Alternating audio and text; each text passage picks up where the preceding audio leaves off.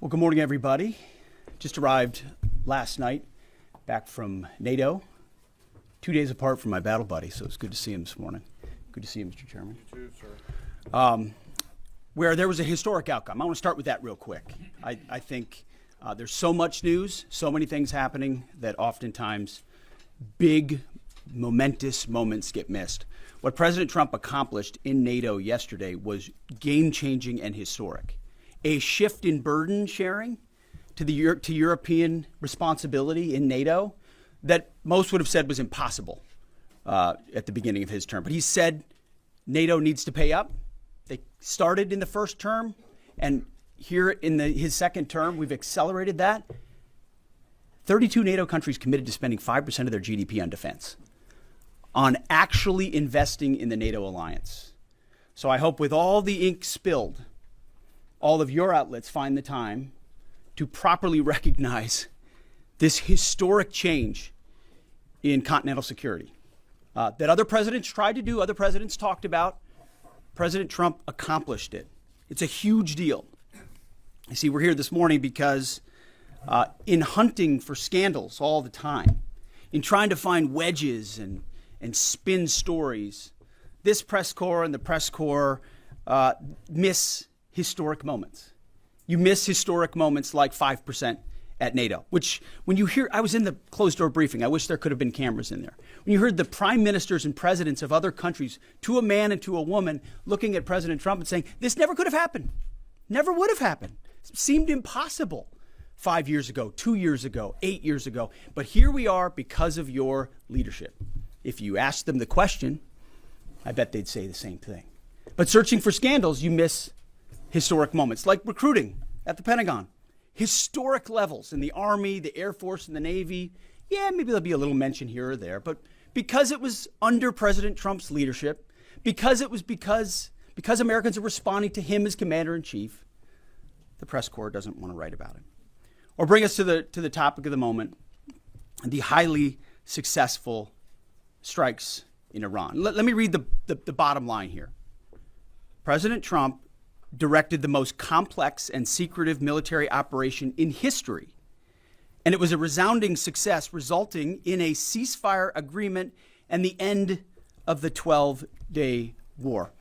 There's been a lot of discussion about what happened and what didn't happen. Step back for a second. Because of decisive military action, President Trump created the conditions to end the war, decimating, choose your word, obliterating, destroying Iran's nuclear capabilities. I want to read some of the assessments that have been provided because whether it's fake news, CNN, MSNBC, or the New York Times, there's been fawning coverage of a preliminary assessment. I haven't had a chance to read it. Every outlet has breathlessly reported on a preliminary assessment from DIA. I'm looking at it right now. Again, it was preliminary, a day and a half after the actual strike, when it admits itself in writing that it requires weeks to accumulate the necessary data to make such an assessment. It's preliminary. It points out that it's not been coordinated with the intelligence community at all. There's low confidence in this particular report. It says in the report there are gaps in the information. It says in the report multiple linchpin assumptions are what this assessment, a linchpin assumption, you know what that is? That means your entire premise is predicated on a linchpin. If you're wrong, everything else is wrong. And yet, and still, this report acknowledges it's likely severe damage. Again, this is preliminary, but leaked because someone had an agenda to try to muddy the waters and make it look like this historic strike wasn't successful. I'm going to get to the chairman in a moment because he's going to lay out the particulars for you based on his professional military experience. But here's what other folks are saying. The DIA that put that report out says this is a preliminary low-confidence report and will continue to be refined as additional intelligence becomes available. How about the Israeli Atomic Energy Commission? The devastating U.S. strikes on Fordow destroyed the site's critical infrastructure and rendered the enrichment facility inoperable. Have any of these quotes made their way into the New York Times or the Washington Post? MSNBC? CNN? Any of these quotes? How about this one? This is a new one from the UN, the United Nations. No friend of the United States, or certainly Israel often. Here's the head of the UN Atomic Energy Agency this morning, Rafael Grossi. U.S. and Israeli strikes caused enormous damage to Iran's nuclear sites. Don't take my word for it. How about the IDF's chief of staff? I can say here that the assessment is that we significantly damaged the nuclear program, setting it back by years. I repeat, years. The Iranian foreign minister, the spokesman. Our nuclear installations have been badly damaged, that's for sure. I'm sure that's an understatement. John Radcliffe, the director of the CIA, putting out a statement just last night. CIA can confirm that a body of credible intelligence indicates Iran's nuclear program has been severely damaged by recent targeted strikes. This includes new intelligence from a historically reliable, very different than preliminary assessment with low confidence. He's saying historically reliable and accurate source and method that several key Iranian nuclear facilities were destroyed and would have to be rebuilt over the course of years. CIA continues to collect additional reliably sourced information to keep appropriate decision makers fully informed. How about DNI Tulsi Gabbard yesterday?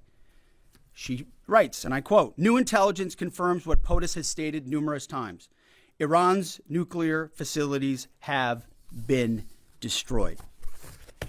Institute for Science and International Security President David Albright, overall, Israel and U.S. attacks have effectively destroyed Iran's centrifuge enrichment program. Time and time again, I can go down the list. Those that understand, those that see, those that do proper assessments recognize that what the United States military did was historic. And again, before I pass it to the chairman, because you, and I mean specifically you, the press, specifically you, the press corps, because you cheer against Trump so hard, it's like in your DNA and in your blood to cheer against Trump, because you want him not to be successful so bad, you have to cheer against the efficacy of these strikes. You have to hope maybe they weren't effective. Maybe the way the Trump administration has represented them isn't true. So let's take half-truths, spun information, leaked information, and then spin it in every way we can to try to cause doubt and manipulate the public mind over whether or not our brave pilots were successful. How many stories have been written about how hard it is to, fly a plane for 36 hours? Has MSNBC done that story? Has Fox? Have we done the story how hard that is? Have we done it 2 or 3 times so that American people understand? How about how difficult it is to shoot a drone from an F-15 or 16 or F-22 or F-35? Or what it's like to man a Patriot battery? Or how hard it is to refuel midair? Giving the American people an understanding of how complex and sophisticated this mission really was. There are so many aspects of what our brave men and women did that because of the hatred of this press corps are undermined because your people are trying to leak and spin that it wasn't successful. It's irresponsible. And folks in this room are privy to that information because of the proximity here in the Pentagon. It's an important responsibility. And time again, classified information is leaked or peddled for political purposes to try to make the president look bad. And what's really happening is you're undermining the success of incredible B-2 pilots and incredible F-35 pilots and incredible refuelers and incredible air defenders who accomplished their mission, set back a nuclear program in ways that other presidents would have dreamed. How about we celebrate that? How about we talk about how special America is, that only we have these capabilities? I think it's too much to ask, unfortunately, for the fake news. So we're used to that. But we also have an opportunity to stand at the podium and read the truth of what's really happening. And the reality is you want to call it destroyed, you want to call it defeated, you want to call it obliterated. Choose your word. This was an historically successful attack, and we should celebrate it as Americans. And it gives us a chance to have peace, chance to have a deal, and an opportunity to prevent a nuclear Iran, which is something President Trump talked about for 20 years, and no other presidents had the courage to actually do. So with that, I want to hand it over to the chairman of the Joint Chiefs. They've done technical analysis on this, not just on the strike, but also on our Patriot defenders, on Al Udeid. And Mr. Chairman, I'll hand it over to you. Good morning. Thank you, Mr. Secretary, and good morning, and all of you. Thank you for being here. As a follow-up to my comments on Sunday's press conference, I wanted to give you a few updates this morning on something I'm honored to do as a chairman, and that's a chance to get to talk about some of our service members and the incredible things that they do on behalf of our nation. And I apologize ahead of time for the length and the detail. Today I'm going to brief you on a couple things. First, I'm going to talk about our air defenders at Al Udeid in Qatar and their actions on Monday. Then I'm going to walk you through a little bit about the academics that went into the attack against Fordow, the massive ordnance penetrator weapon, and we're going to show a video that highlights the effects that weapon has. Of course, nobody was down inside the target, so we don't have video from the target. First, on Monday, as the President has stated, on Monday morning we began to receive indications and warnings that Iran intended to attack U.S. bases in the region. That morning, building on the work that CENTCOM Commander Eric Kurilla had done, and on the orders of the President, at Al Udeid Air Base in Qatar and around the region, we assumed a minimum force posture. Most folks had moved off the base to extend the security perimeter out away from what we assessed might be a target zone, except for a very few Army soldiers at Al Udeid. At that point, only 2 Patriot batteries remained on base, roughly 44 American soldiers responsible for defending the entire base, to include CENTCOM's forward headquarters in the Middle East, an entire air base, and all the U.S. forces there. The oldest soldier was a 28-year-old captain. The youngest was a 21-year-old private who'd been in the military for less than 2 years. So let's put ourselves out there for a second. Imagine you're that young first lieutenant, you're 25 or 26 years old, and you've been assigned as the tactical director inside the command and control element. You, at that age, are the sole person responsible to defend this base. Listening next to you is your early warning operator whose job is to notify you of imminent attack. There's 5 people inside a vehicle and 5 people outside of a vehicle around these, a total of, as I said, 44. By the way, you've sat in the Middle East for years, deployed over and over again, extended multiple times, always being prepared, but unsure of when that particular day will come that you must execute your mission and not fail at doing it. In this case, these Patriot crews were deployed from Korea and Japan as part of our U.S. forces there to ensure that we had the most capable missiles in the CENTCOM area of responsibility. As the day continues, you start to hear more and more chatter in the information space about an impending attack. And as the sun starts to set in the west, you get orders from your higher headquarters to make sure that your missile batteries are pointed to the north. There are just a few other teammates. It's hot, you're getting nervous, and you expect an attack. Outside of those Patriot vehicles, your hot crew, which is 1 NCO and 4 additional soldiers, turns a key and relinquishes control of those missiles to that young lieutenant inside the vehicle, and you wait. You know that you're going to have approximately 2 minutes, 120 seconds to either succeed or fail. And then at approximately 12:30 p.m. on Monday, that's 7:30 p.m. in Qatar, as the sun sets in the west, Iran attacks. As the targets were detected, round after round of Patriot missiles are ejected from their canisters by an initial launch charge. Then the main solid rocket motor ignites. You can feel this in your body if you've ever been around a Patriot taking a shot. And round after round goes out and guides against those missiles coming inbound. We believe that this is the largest single Patriot engagement in U.S. military history. And we were joined in this engagement by the Qatari Patriot crews. I'm not going to tell you how many rounds were shot, but it was a bunch because of classified purposes. And we're aware that there's reports of something getting through. What we do know is there was a lot of metal flying around. Between attacking missiles being hit by Patriots, boosters from attacking missiles being hit by Patriots, the Patriots themselves flying around, and the debris from those Patriots hitting the ground, there was a lot of metal flying around. And yet our U.S. air defenders had only seconds to make complex decisions with strategic impact. These awesome humans, along with their Qatari brothers and sisters in arms, stood between a salvo of Iranian missiles and the safety of Al-Udeid. They are the unsung heroes of the 21st century United States Army. And I know a lot of you have seen the videos online and the excitement as those Patriots departed their launchers and went up and guided. This really demonstrates the combat capability and capacity of our Army air defenders. Simply stated, they absolutely crushed it.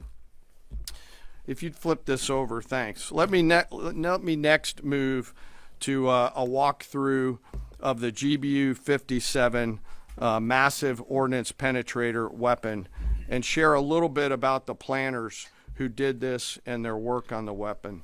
First, let me set the stage for you. There's an organization in the U.S. called the Defense Threat Reduction Agency, DTRA. DTRA does a lot of things for our nation, but DTRA is the world's leading expert on deeply buried underground targets. In 2009, a Defense Threat Reduction Agency officer was brought into a vault at an undisclosed location and briefed on something going on in Iran. For security purposes, I'm not going to share his name. He was shown some photos and some highly classified intelligence of what looked like a major construction project in the mountains of Iran. He was tasked to study this facility, work with the intelligence community to understand it, and he was soon joined by an additional teammate. For more than 15 years, this officer and his teammate lived and breathed this single target, Fordow, a critical element of Iran's covert nuclear weapons program. He studied the geology. He watched the Iranians dig it out. He watched the construction, the weather, the discard material, the geology, the construction materials, where the materials came from. He looked at the vent shaft, the exhaust shaft, the electrical systems, the environmental control systems, every nook, every crater, every piece of equipment going in and every piece of equipment going out. They literally dreamed about this target at night when they slept. They thought about it driving back and forth to work, and they knew from the very first days what this was for. You do not build a multi-layered underground bunker complex with centrifuges and other equipment in a mountain for any peaceful purpose. They weren't able to discuss this with their family, their wives, their kids, their friends, but they just kept grinding it out. And along the way, they realized we did not have a weapon that could adequately strike and kill this target. So they began a journey to work with industry and other tacticians to develop the GBU-57.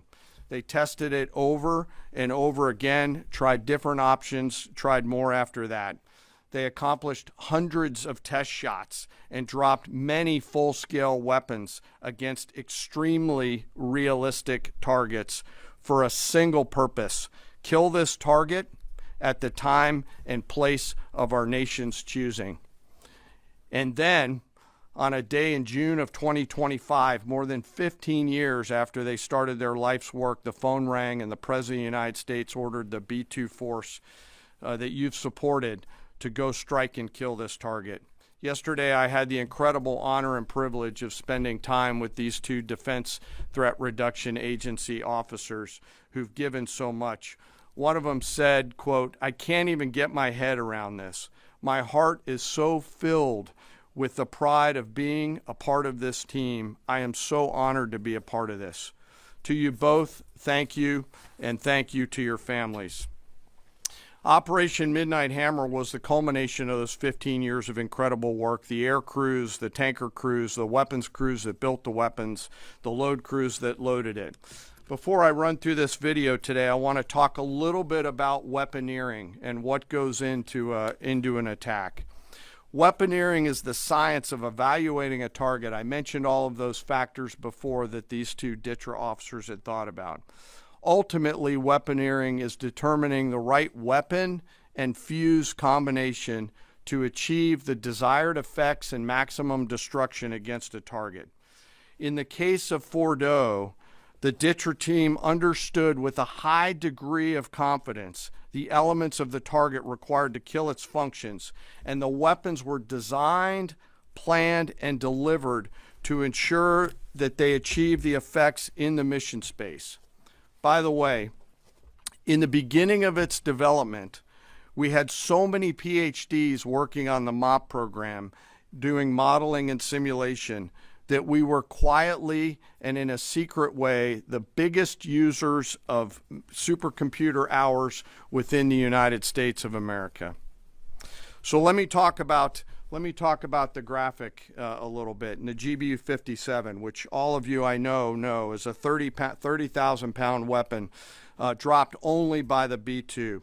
It's comprised of steel, explosive, and a fuse, programmed bespokely, each weapon to achieve a particular effect inside the target. Each weapon had a unique desired impact angle, arrival, final heading, and a fuse setting. The fuse is effectively what tells the bomb when to function. A longer delay in a fuse, the deeper the weapon will penetrate and drive into the target. So on Fordow, in June of 2008, you can see these three holes. Depicted here is the main exhaust shaft with two additional ventilation shafts on either side. The United States decided to strike these two ventilation shafts, seen here on the main graphic, as the primary point of entry into the mission space. In the days preceding the attack against Fordow, the Iranians attempted to cover the shafts with concrete to try to prevent an attack. I won't share the specific dimensions of the concrete cap, but you should know that we know what the dimensions of those concrete caps were. The planners had to account for this. They accounted for everything. The cap was forcibly removed by the first weapon, and the main shaft was uncovered. Weapons 2, 3, 4, 5 were tasked to enter the main shaft, move down into the complex at greater than 1,000 feet per second, and explode in the mission space. Weapon number 6 was designed on each side, so there were 6 on each side. Weapons number 6 was designed as a flex weapon to allow us to cover if one of the preceding jets or one of the preceding weapons did not work. The video I'm about to show you is a culmination of over 15 years of development and testing. As I said, hundreds of test shots on various models. This is one weapon. So if you take a view of this as 5 additionals, you'll get a sense of what this looks like. Hopefully you can see it and there's not too much reflection. Tom runs our videos out there. We'll run it at full speed so you can see it and then go back through it. Go ahead, Tom.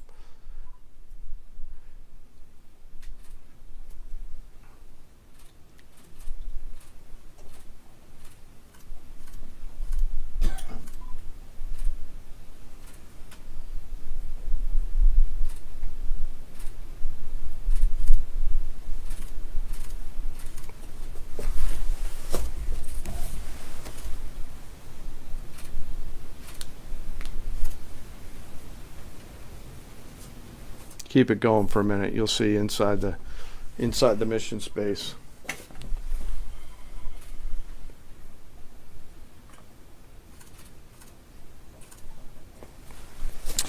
Unlike a normal surface bomb, you won't see an impact crater because they're designed to deeply bury and then function. I know there's been a lot of questions about that. All 6 weapons at each vent at Fordow went exactly where they were intended to go. A bomb has three effects that causes damage: blast, fragmentation, and overpressure. In this case, the primary kill mechanism in the mission space was a mix of overpressure and blast ripping through the open tunnels and destroying critical hardware. The majority of the damage we assessed based on our extensive modeling was a blast layer combined with the impulse extending from the shock. Imagine what this looks like 6 times over. A point that I want to make here: the Joint Force does not do BDA. By design, we don't grade our own homework. The intelligence community does. But here's what we know following the attacks and the strikes on Fordow. First, that the weapons were built, tested, and loaded properly. 2, the weapons were released on speed and on parameters. 3, the weapons all guided to their intended targets and to their intended aim points. 4, the weapons functioned as designed, meaning they exploded. We know this through other means, intelligence means that we have, that were visibly, we were visibly able to see them. And we know that the trailing jets saw the first weapons function, and the pilots stated, quote, "This was the brightest explosion that I've ever seen. It literally looked like daylight." Let me now turn to the bomber crews themselves, give you a few details about them. The crews that attacked Fordow were from the active duty Air Force and the Missouri Air National Guard. The crews ranked from captain to colonel, and most were graduates of the Air Force Weapons School headquartered at Nellis Air Force Base in Nevada. I will state for the record that there is no beach volleyball or football at the Air Force Weapons School. There were male and female aviators on this mission. And a crew member told me when I talked to them on video the other day that this felt like the Super Bowl, the thousands of scientists, airmen, and maintainers all coming together. One last story about people. When the crews went to work on Friday, they kissed their loved ones goodbye, not knowing when or if they'd be home. Late on Saturday night, their families became aware of what was happening. And on Sunday, when those jets returned from Whiteman, their families were there. Flags flying and tears flowing. I have chills literally talking about this. The jets rejoined into a formation of 4 airplanes followed by a formation of 3 and came up overhead Whiteman proudly in the traffic pattern, pitching out to land right over the base and landing to the incredible cheers of their families who sacrifice and serve right alongside their family members. Like I said, there were a lot of flags and a lot of tears. One commander told me this is a moment in the lives of our families that they will never forget. That, my friends, is what America's Joint Force does. We think, we develop, we train, we rehearse, we test, we evaluate every single day. And when the call comes to deliver, we do so. I could not be more proud standing up here today of our Joint Force. I'm filled with gratitude that I get to tell their story. And as we stand here right now, our forces remain on a high state of readiness in the region, prepared to defend themselves. And one last thing, our adversaries around the world should know that there are other DTRA team members out there studying targets for the same amount of time, and will continue to do so. Thank you very much. I apologize for the length. I look forward to your questions.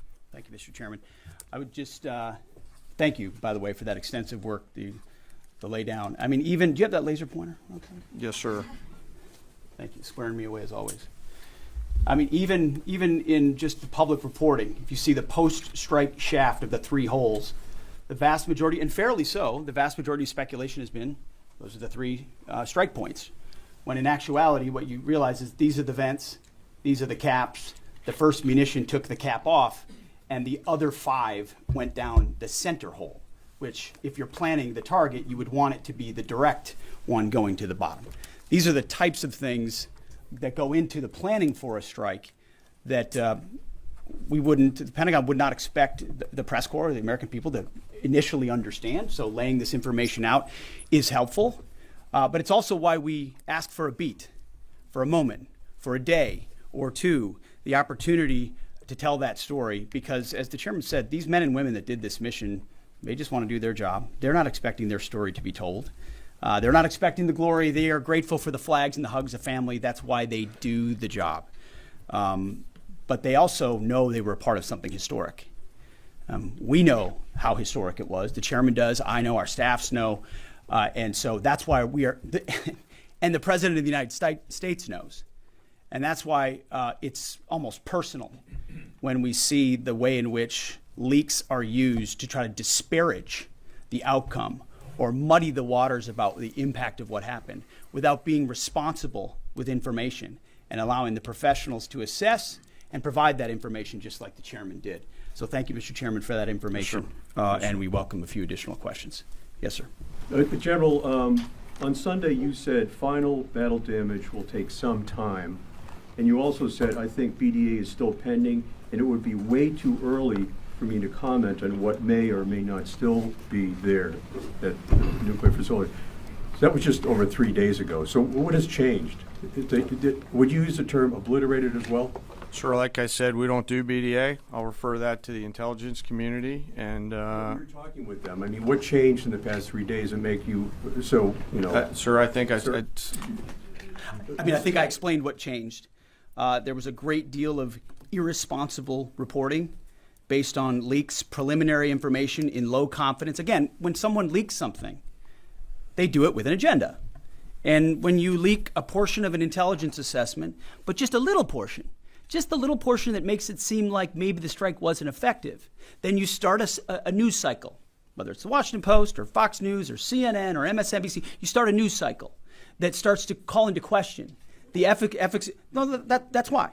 So you bring the chairman here, who's not involved in politics. He didn't do politics. That's my lane to understand and translate and talk about those types of things. So I can use the word obliterated. He could use defeat, destroyed, assess, all of those things. But ultimately, we're here to clarify what these weapons are capable of, which anyone with, two eyes, some ears, and a brain can recognize that kind of firepower with that specificity at that location and others is going to have a devastating effect. So we all recognize there will be days and weeks ahead. That's why yesterday I said, if you want to know what's going on at Fordow, you better go there and get a big shovel, because no one's under there right now. No one's under there able to assess, and everyone's using reflections of what they see. And that's why the Israelis, the Iranians, the IAEA, the UN, to a man and to a woman who recognize the capability of this weapon system, are acknowledging how destructive it's been. So that's what's changed.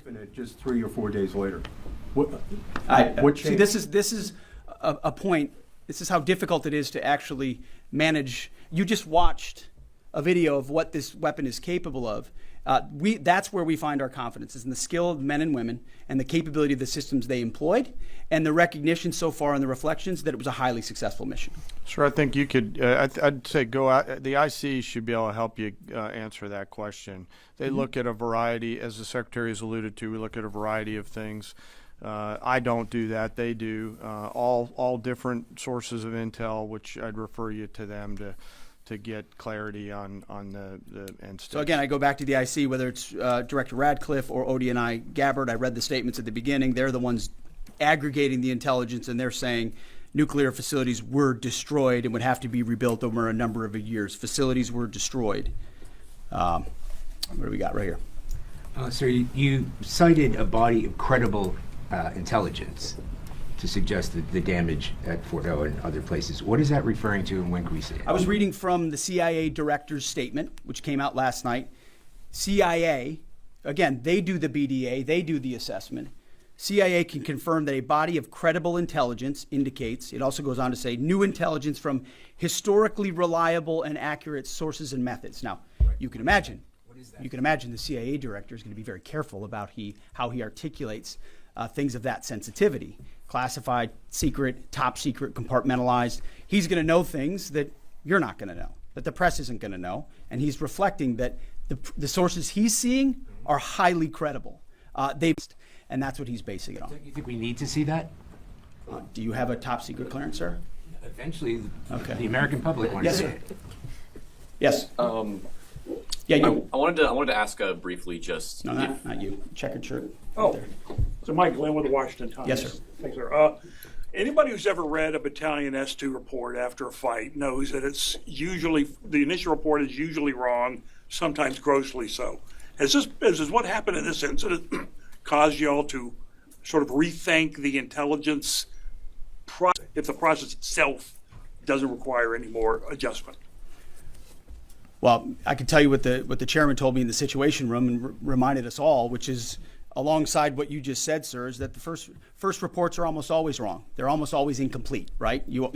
Anything, whether it's a squad level operation or a strategic level operation, the initial reflections you get are coming at you at a high rate of speed from a lot of different sources. So your job is to step back and assess them. And that's why we're urging caution about premising entire stories on biased leaks to biased publications trying to make something look bad. How about we take a beat, recognize first the success of our warriors, hold them up, tell their stories, celebrate that, wave an American flag, be proud of what we accomplished.